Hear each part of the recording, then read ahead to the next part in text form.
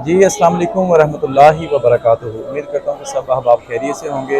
ये एक आगाही वीडियो बनाई जा रही है कि जिन अहबाब के यहाँ पर किसी भी डिपार्टमेंट में कोई मोबाइल चोरी हो जाता है या अपना कोई पर्स वगैरह निकाल दिया जाता है या पैसे वगैरह निकाल दिए जाते हैं, और उनका मदावा करने के लिए हमारे पास यहाँ पर मौजूद है पुलिस खिदमत काउंटर। तो जब भी आपकी कोई चीज़ चोरी हो जाए तो आपने यहाँ पर आके आपने एंट्री करवानी है। आपने बताना है इनको कि जी मेरा इस डिपार्टमेंट में कोई पर्स चोरी हुआ है या मोबाइल चोरी हुआ है, या एनीवन कोई शॉपर में से किसी ने ब्लेड लगा के कोई सामान निकाल लिया है।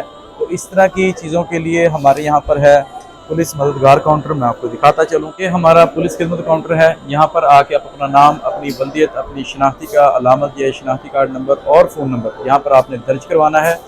और जब भी यहाँ पर कोई जेब कुतरा या चोर को पकड़ा जाएगा तो आपको इतला करके बताया जाएगा। तो आज के लिए इतना ही। अस्सलाम वालेकुम।